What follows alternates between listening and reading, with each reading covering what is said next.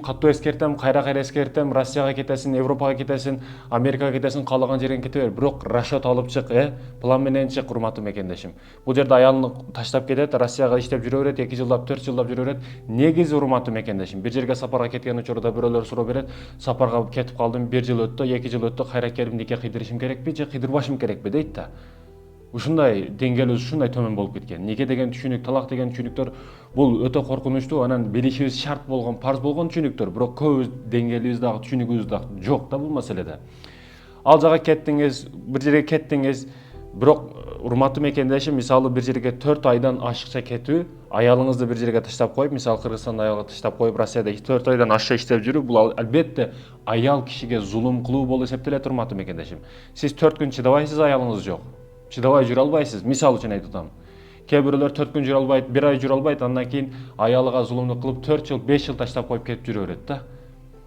Бул албетте урматтуу мекендешим, коомдогу болуп жаткан окуялардын негизинде бул нерселерди айтууга мажбур болуп атабыз. Аялыңды алып кет Россияга.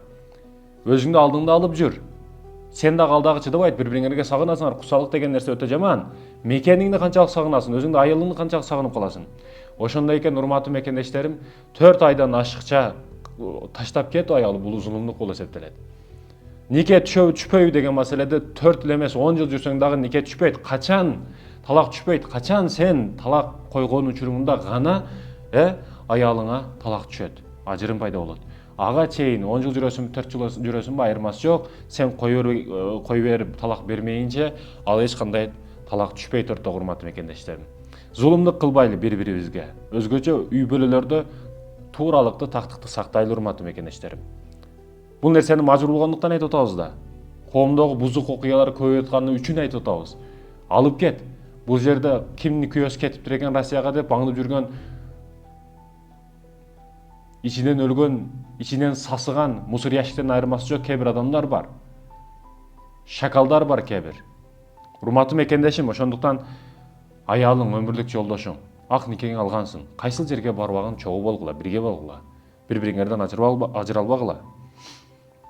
Бир окуя бар, окуяны кошпосом болбойт. Мубарак деген кулуна бир өзүнүн кожоюну, сен паланча жерге жүзүм багыма барып иштеген, ал жерде өзгөчө жүзүмдөрүм бар, ошол жерде карайсың, кызматын кыласың, жүзүмдөрдү өстүрөсүң, башка кыласың деп жүзүмдөрдү тересин айтор ушундай.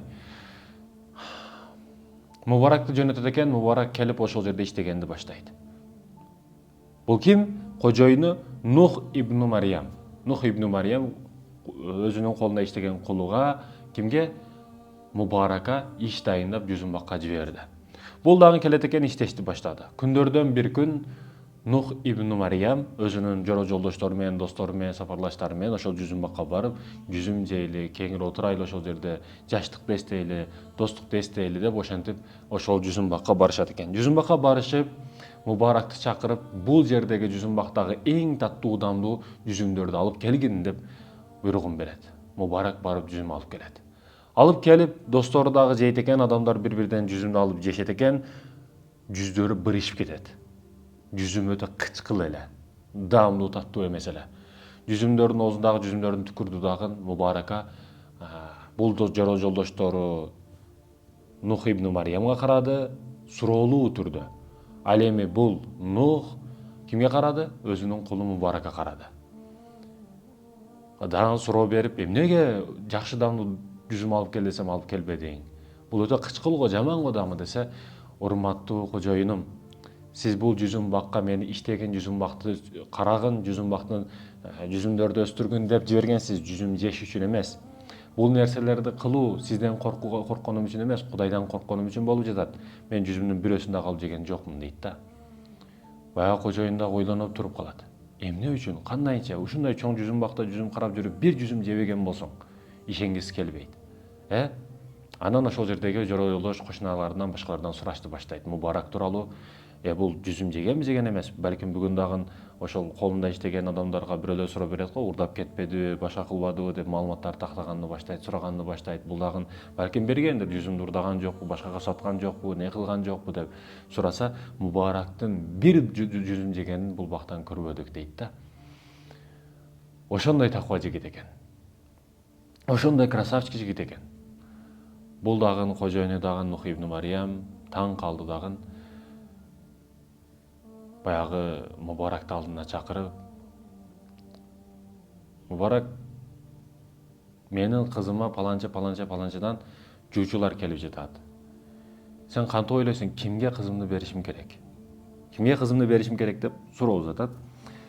Ал Мубарактын жообун караңыз. Насранийлер сулуулугуна карап кыз узатышкан.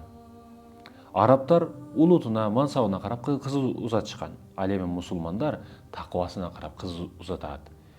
Сиз кайсы бирине бересиз? Мындайча айтканда, сиз кайсы бириненсиз дегени да бул. Кайсы бир тайпага киресиз дегени. Валла Нух карап ойлонуп таң калды дагы. Албетте мен мусулмандарданмын, албетте такваларданмын деди дагы.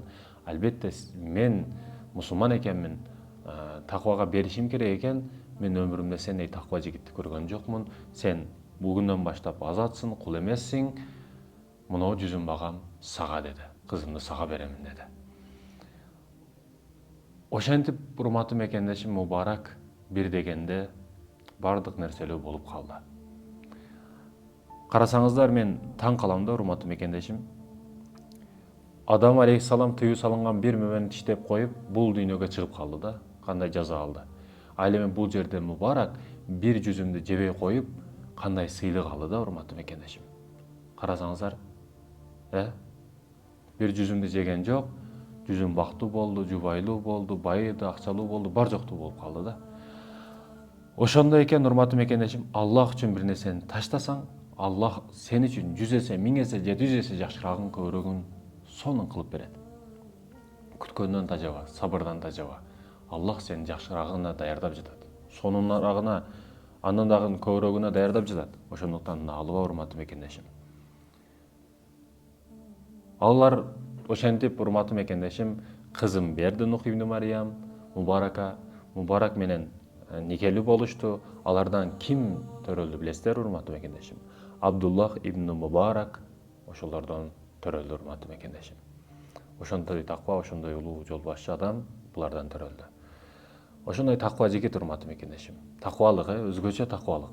Бир нерседен арамдан тыйыласың. Бүгүн сабыр керек. Сабыр дегени бирөө акча берип коюп, ошону күтүп жүрүү эмес, качан берет экен деп. Сабыр дегени бар жоктон сабыр кыласың. Намазга дагы сабыр керек. Шайтан миң түрлүү ойлор менен болду эми окуй кое бер дейт, кетип кал дейт, эртең окуласың дейт, ар нерселерди айтат. Намазга дагы сабыр керек. Кыздар толтур, аны кара, муну кара дейт, фигурасыны кара дейт, башкасын кара дейт.